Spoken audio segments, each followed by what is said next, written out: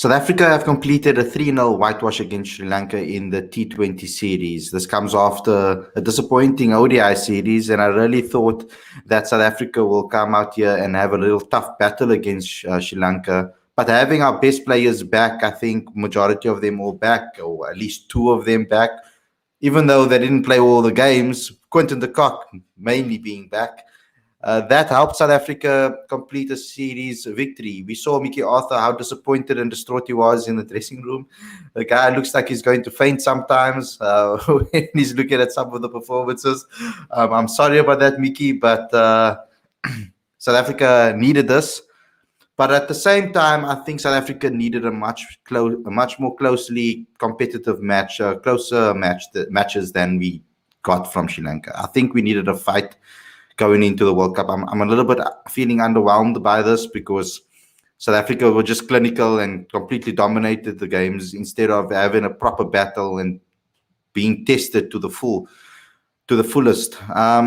Ultimately, the bowling attack did exceptionally well. I have to give the props to the bowling attack. I mean, Sri Lanka didn't know how to play our spinners, and then I saw some comments of people saying that no, but our Sri Lanka doesn't know how to play against spin, which really surprised me. But we've got a Sri Lanka specialist with us today. I'll call him that. That will be giving us insight into that and what his thoughts are about the game as well. But we got a full panel for you today. Really excited about this one. We're going to be doing the review of this particular series as a whole. We're going to get everybody's thoughts, and that's what the show is about. So smash the like button, subscribe to the channel, click the notification bell for all future videos, as well as download the latest issue of the magazine. It's 100% free. Every issue, back issues, 100% free, straight to your inbox every single month. The link is in the description. So go ahead and download that immediately. Let's get into today's video. Excited about this one, guys.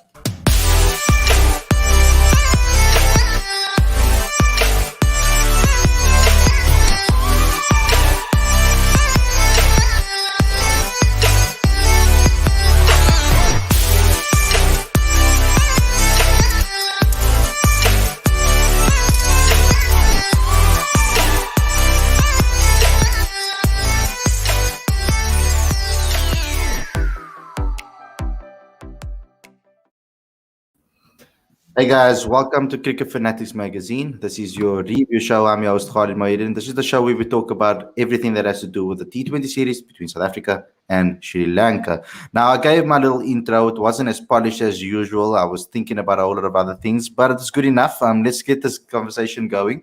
We've got a new guest with us today. I'm going to just take away the overlay so that you guys can see his name. It's Indika is with us today, and he's a Sri Lanka fan. So it's going to be interesting to get his insights on this particular match. First and foremost, let's get your thoughts before we go to Paul and Abai as well. I want to hear your thoughts on this particular series.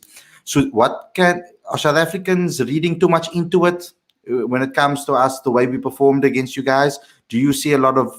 There's obviously a lot of space for improvement. But do you feel that you majorly underachieved, or are there a lot of problems in the Sri Lanka camp? Well, thanks for inviting me for the chat, guys. I'm really excited to be part of this.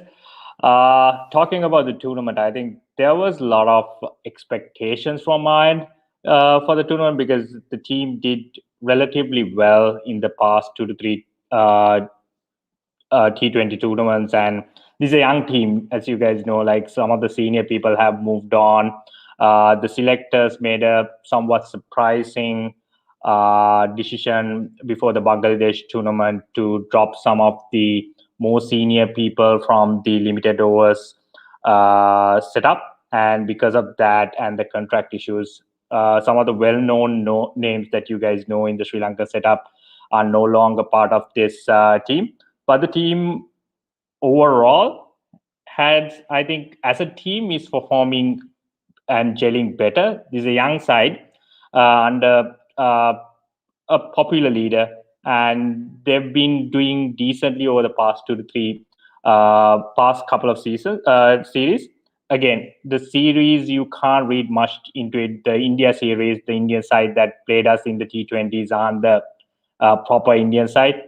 And then we came into the ODI series against South Africa and we won it. So the expectations was there that we are going to do better. But then again, how we performed during the tournament was absolutely disappointing. But I don't think it should take anything away from South Africa. I think the bowlers from South Africa was tremendous. They did really well. And I think the more important thing I saw, I don't know whether you guys saw it as well, Maharaj captained really well. I think he moved his bowlers really well. He used his options pretty well. Batting wise, I don't know whether the team was tested enough, but like uh, Dick Hawk kind of like was on song and he didn't let anyone else to take the shine. I think Riza did well as well. So overall, it's a very professional, clinical performance from the South African side.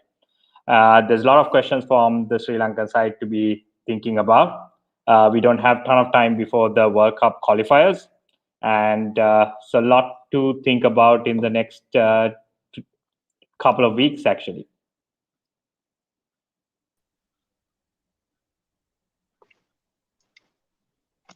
All right, so I can go next. I think South Africa for the Proteas, it's an encouraging sign. Winning 3-0 any T20 series, I think it's a very good confidence booster. Just a quick FYI, it's 7 consecutive wins in this format, so I think this sends a lot of positive vibes heading into the big tournament. I know it's against 3 consecutive wins against Ireland and then Sri Lanka, but you got to appreciate the fact that the Proteas have been able to put together winning performances. I think when it comes to the top order, I'm happy for Reza Hendricks. I used to criticize him, saying he's not consistent enough, he can't really score quickly enough, but at least he's able to get the job done, and he partnered Quinton de Kock pretty well. I think Quinton de Kock's form it kind of rubbed on to Reza Hendricks, and as a result, his confidence increased as the innings went on.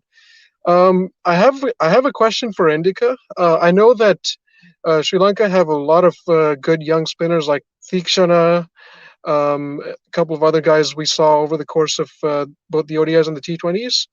I feel like the bigger issue is with the batting, and I think for a side that plays in the subcontinent team, their batters should be able to play spin to a better extent. So my question for you is, do you can you come up with like 3 or 4 names of promising young batters whom you think could carry the team going forward? Because I think Dinesh Chandimal, he played well, but he isn't a guy known to score quickly, nor is Dhananjay De Silva. So I'm sure that there's plenty of batting talent in the country. So if you so name some names.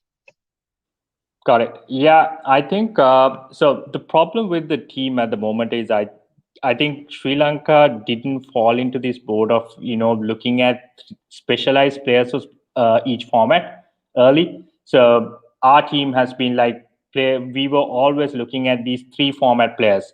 I think that came from the fact that people like Sangha, Mahela, Dilshan, those guys did well in any format that they were playing in. Same goes to players like Malinga and any bowler that we had. So we never thought about specializing anyone for the format. So that has started hitting us somewhere down the line. Now we've realized that there are a lot of players that we've kind of like figured out as 3 format players. Like, for example, Dhananjay De Silva. He's a brilliant test player and he's doing really well on ODIs.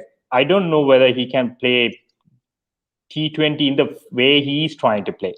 So I think that problem is there. This is something that they need to figure out. I think this whole change of having young players on the T20 and ODI format is a good one, but it might not work for them in the short term this World Cup. So if you're looking at the players to watch out, I think in the T20 format, going into the qualifiers, the main player to watch out would be Kusal Janipera. He's the experienced guy who has that talent, who can play an impactful inning that can change a T20 game. But from there onwards, I'm pretty excited about how Chamika Karunaratne has been batting. He's been pretty good and impactful down the order, but he's somebody I would call as a late power hitter down the order. Batting side, proper batsman. There was a lot of hope about Bhanuka Rajapaksa, but he has failed pretty much in the last 3 games, like he didn't have the temperament to kind of like go all the betting. But this problem will be a thing. But I think Charit Asalanka would come good somewhere down the line. It's just that he had a couple of bad games. And T20 side, it's very hard to figure out other names because we've been going over players as a heap. Like we've tested like 50, 60 players over the past 5 years. That's been a problem as well. So I think, in my opinion, if you look at the quality players that we've been playing over the past years, the one of the best players I've seen is Asalanka. And I hope there will be, in Test cricket, we saw Pathum Nisanka. He's pretty good on that format, but not on the ODI format. And I have high hopes about Kamidu Mendes. Again, not as a pure batsman, but as an all-rounder though. So that's another one I would watch out for. But beyond that, Avishka Fernandez seems to be the other best batsman that I see at the moment. And he's also like pretty decent at ODIs. Again, hasn't made that transition well to the T20 format. The person who would have been ideal for opening at the moment would have been Danushka Gunatilaka, but he's serving a ban of 1 year, so he won't be back in short term for Sri Lanka. I hope I give up some level of answer for you on that. All good. So, guys, Kumpo, before you start, I've got a question back to your review. Okay, so I've got a little question I want to ask you, particularly because the guys want to hear from you when it comes to the way Riza has performed as our opener right now. So Riza has performed pretty well with Quinton de Kock. They look like they have quite a synergy. Does this make it difficult for you when it comes to picking your top order with regards when Temba comes back, etc., when you've got an informed batsman that's already coming into a tournament with the form that he's on? I just would like to know what the team policy is around selection when a captain loses a spot for fitness and then he comes back in. Do you drop said captain and go with what's happening now, or do you put that captain in? So that's team policy. We don't know what the team policy is right now, but we've seen throughout the past 12 games over the past year or so, Temba's your opener, Riza is your backup batsman that you take into the World Cup. That's what's happened.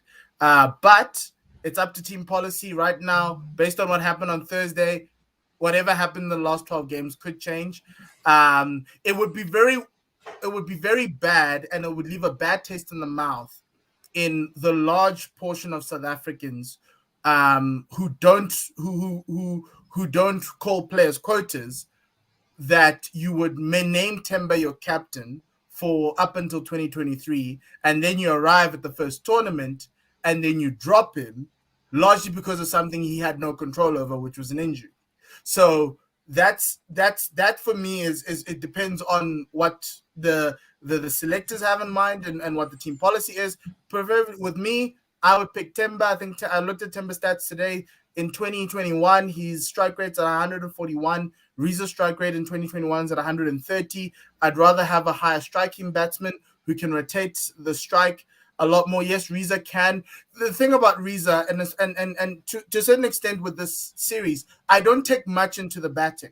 Top order's done well, that's great. Middle order wasn't tested, but the quality of Sri Lanka's bowling, which is odd, it decreased so much in the 3 days between that last ODI when it was a masterclass to what these 3 T20s are. So I can't read much into that. I can't even read much into the spin. I felt Sri Lanka were very short with their spin bowling, which plays into the South Africans' hands because all you can do is always rock back and play it out into the other side. So for me, that's the one thing. But yeah, outside of that, the bowling was incredible. I think the bowling was great. I think it's a gulf in class that showed itself the other way around, because normally the more you have time in a game, you can show your class a lot more because you can dominate teams and put teams under pressure.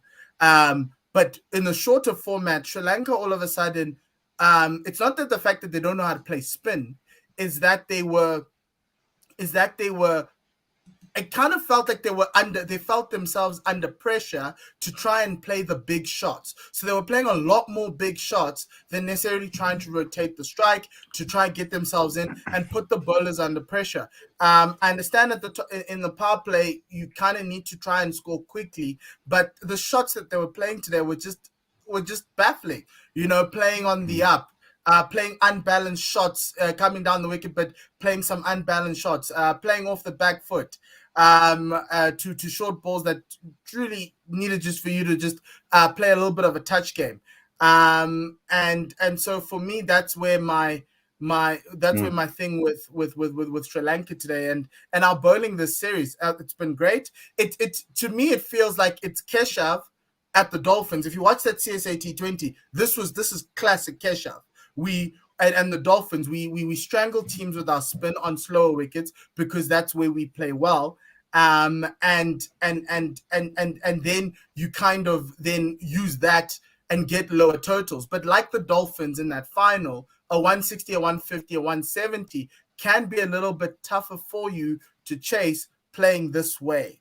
And South Africa's identity is keep teams around 150, 160 and hope the batting comes through, or the batting gets you to 160, 170 and hope your bowlers come through. We weren't able to see that clearly with Ireland and the West Indies because we always played an extra batsman we always played the 6 batsmen, 5 bowlers. Now we're playing 6 bowlers, 5 batsmen, and it's seemingly working out that way. So I'm happy for them. I'm really excited. I just don't know, when you play quality opposition, when you come up against the Mitchell Starks, the Hazelwoods of the world, whoever Australia bring to you in that tournament, or even a West Indies side that's a lot more settled and now know who they are and what their rhythm is, how that looks in the opening 2 games of the World Cup. For me, those are the 2 important ones. This series helps with confidence from a batting perspective, but outside of that, really good that they keep on winning, they keep the winning momentum, and they learn how to win games just like this. Abai, I know you have to run off and you don't have much time, so do you also want to add on this before you leave? Yeah, I'm just going to make it nice and quick. So I think when it comes to Bavuma, whenever you appoint a new captain, you should back him over the course of a longer period of time. And when it comes to poor performances, sometimes it's just part of the game, and that's when you have to be more patient. I think when it comes to Bavuma, he does have the reputation like as a pretty good T20 player. I think he will come good, and I think he does have the leadership capabilities. And as good as Reza Hendricks was, as Zimpo said, we're on the same page there. He's a reinforcement for the top order. He's not necessarily a confirmed starter. And even though Hendricks did well, he is a good player, but I don't quite think he's the guy whom strong oppositions would really be sweating about. I mean, he can be consistent, but that strike rate is what, like 120-ish. It's decent, but it could be a lot better. I'm going to sign off with a quick comment about the Sri Lankan team. I think cricket needs more competitive games. I was hoping for a more competitive game. I hope the batting gets sorted out sooner than later. And finally, happy retirement to Lasith Malinga. 16 years of international cricket. Just couldn't get enough of his bowling. Hope he gets involved with Sri Lanka's coaching setup. Hopefully, there's an assembly line of quality fast bowlers coming through. So, looking forward to listening to the rest of this discussion during lunchtime. Enjoy it, guys. Yeah. Thank you, Abai, for coming on the show. So yeah, let's go to Aditya. Aditya, I want to get your thoughts straight away. We haven't really had the opportunity to talk since the game was done, and I want to hear what your thoughts are. And are you a little bit concerned the fact that we didn't really get a proper test? I would have liked to see a lot harder test from my perspective from the Sri Lanka side. I thought after the T20s, after the ODIs, I really thought that we're going to see an even more polished team against in the T20s. I thought the ODIs were kind of just like, a warm-up for the T20 series. So what are your thoughts on that? And the way South Africa, you would have liked them to end off with a proper challenge and a proper test, wouldn't you? Yes, definitely. It would have been ideal for South Africa to have had, a proper stern test before the World Cup. But I suppose that will now come in individual fashion for players that are in the IPL. Uh, but in saying that, I guess congratulations to South Africa. I certainly didn't predict a 3-0 victory after that dropping in the last ODI. But I will also say this: the team that the 11 that was playing today was probably the best balanced 11 I've seen in a South African T20 team in the last 3 series. For once, I thought South Africa had um, batting till about 7 or 8, if you count Keshav, as opposed to KG in the previous game coming in at 7. So I thought the balance today was a lot better and probably closer to what they'd like to see in the World Cup. But all in all, I think South Africa will be happy, and ultimately you can only play the opposition that you've got. So I don't think they're going to be sweating too much about the fact that they've cruised in these 3 games, because ultimately when the World Cup starts, it's just a different tournament. I think it's just a different tournament. History has shown that there have been teams like Australia, for example, who've been terrible in the lead up to World Cups, but suddenly when a World Cup starts, they switch on. So I wouldn't read too much into it, but congratulations to South Africa. You see how I think South Africa should approach the World Cup now that the series is done and we've got our practice in, you would say.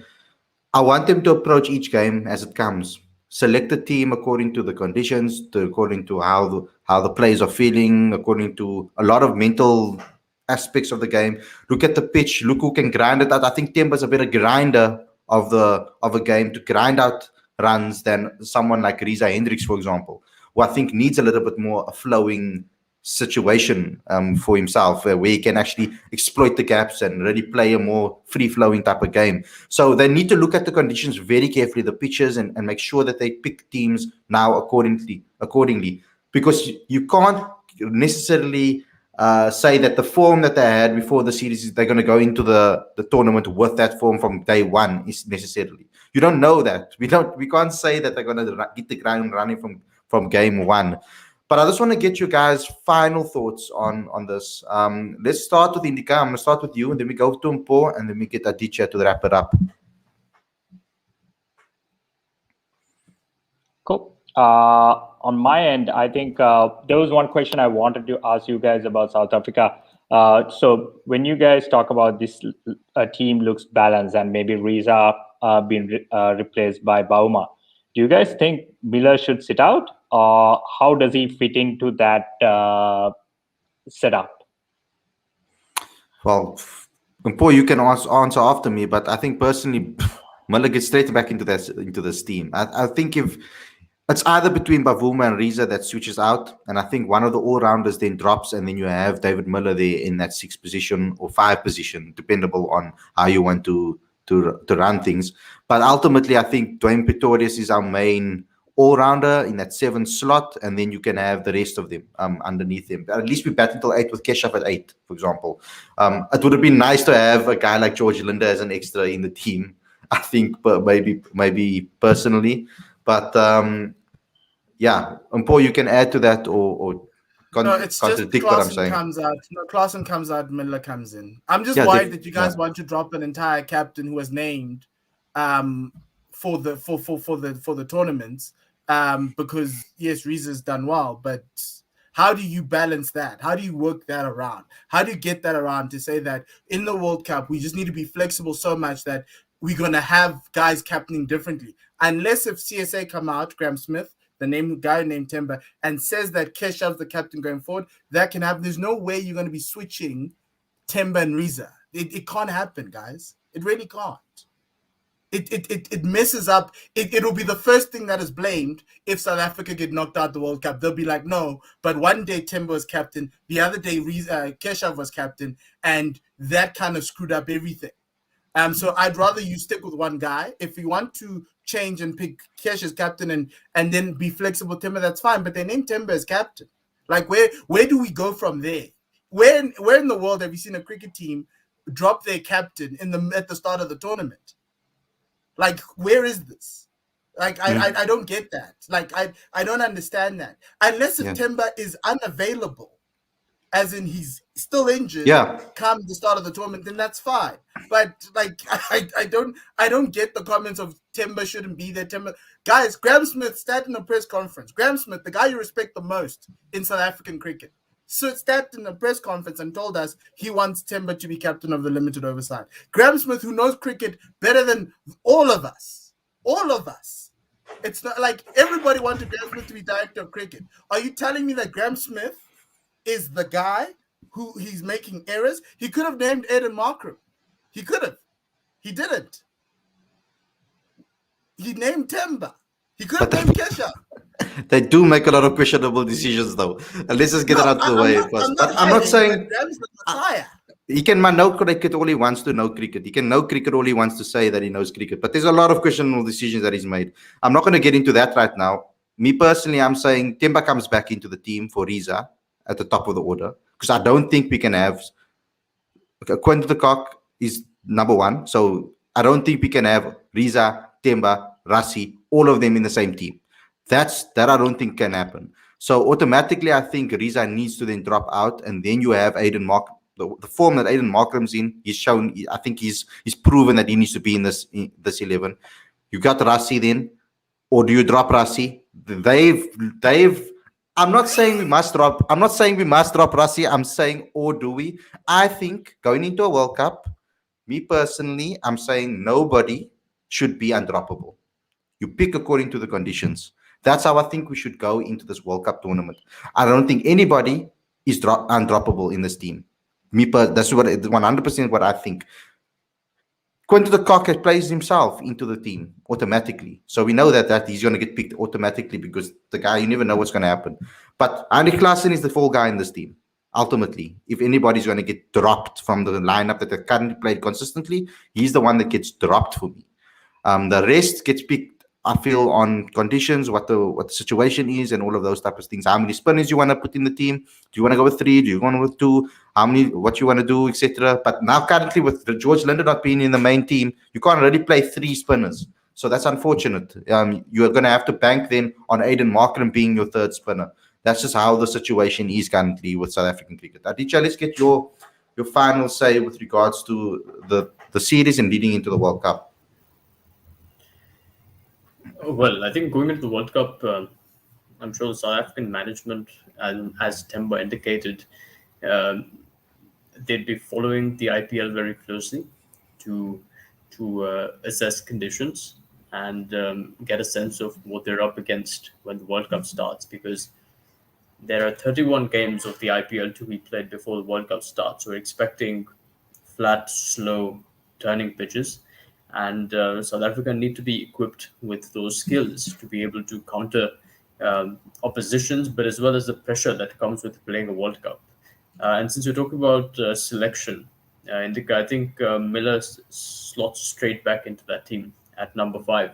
And generally, I think the composition of that top 6 should be such that Temba obviously comes back in. It's ridiculous to even think about leaving a captain out because of current performances.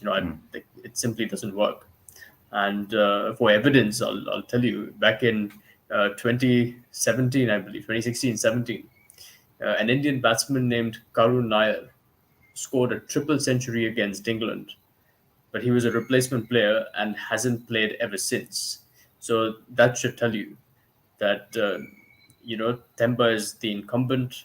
He has been appointed, and we have to give him the respect of coming back into the team if he's fit, of course.